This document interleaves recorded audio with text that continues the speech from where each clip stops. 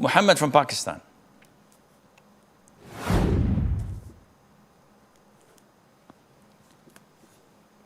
Muhammad. Assalamu alaikum. Assalamu alaikum. Alaykum assalam wa rahmatullahi wa barakatuh. So if a Hanafi Muslim has passed away and before he died, he was doing something which is permissible according to the Hanafi Muftis, but according to you, it is shirk and it takes someone out of the fold of Islam. And he was a Hanafi, so he was obviously following and believing in the Hanafi Muftis. He was not following you, he was not believing in you, and he was doing that thing which you say is shirk, but the Hanafi Mufti says that it is permissible. Will he be held accountable on the day of judgment? First of all, again and again and again, you are mixing oranges with apples. Whether he's a Hanafi Muslim or a Maliki Muslim or a Shafi'i Muslim or a Hanbali Muslim, these are schools of thought that deal with how you pray, how you fast, how you give zakat, what is halal and what is haram, transactions, marriage, etc. Things related to Sharia, not to Aqidah. The four schools of thought of Abu Hanifa, Malik, Shafi'i, and Ahmad ibn Hanbal, they all had the same Aqidah of Ahl Sunnah wal Jama'ah. So none of them would do anything that is considered shirk by the other one. No one would do something that is shirk or kufr. And let this be clear. So Abu Hanifa never ever said things that the contemporary scholars calling themselves Hanafi, where they are actually Hanafi in fiqh, but in Aqidah they are deviant. In Hanbali, there are people who are Hanbali in fiqh, in Sharia, but they are deviant in their Aqidah.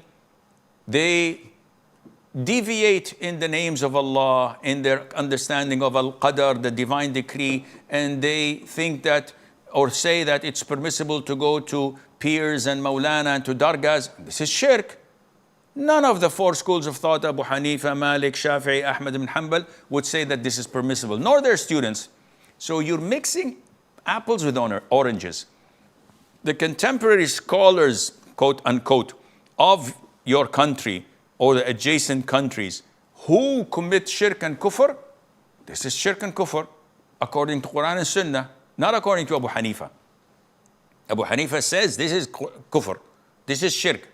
Now, if a layman who knows nothing better and he follows his scholars thinking that they will protect him by the will of Allah on the day of judgment because he knows nothing better, he doesn't know Arabic, he doesn't know the Quran, he doesn't know the Sunnah, all what he knows is that these are the scholars of my country, I trust them, I believe in them, they will be punished in hell. He, as long as he did what he had done, thinking that this is the best in my ability, Allah knows best. I don't know who's Sheikh XYZ. You're telling me, saying that these things are shirk. I don't know al-hakeem. I don't know Ibn Baz or Ibn Uthaymeen. I've never heard of them. I know Maulana XYZ, and he is a righteous, pious person. Oh, okay, yes, he takes a lot of money from us and everybody is paying him, and he's very rich and he lives in mansions and he has valuable and expensive cars and he travels the world and rules people, but nevertheless, he's the one that we believe to be on the right path. On the day of judgment, Allah will hold you accountable to what you know. Allah says in the Quran, وَمَا كُنَّا مُعَذِّبِينَ حَتَّى نَبْعَثَ رَسُولًا. Allah would not torment a people until He sends to them a messenger to show them what is right and what is wrong. And this person had no such messenger except the Maulanas, corrupt scholars who taught him shirk and kufr, and he thought that this is the best of his ability. I hope this answers your question.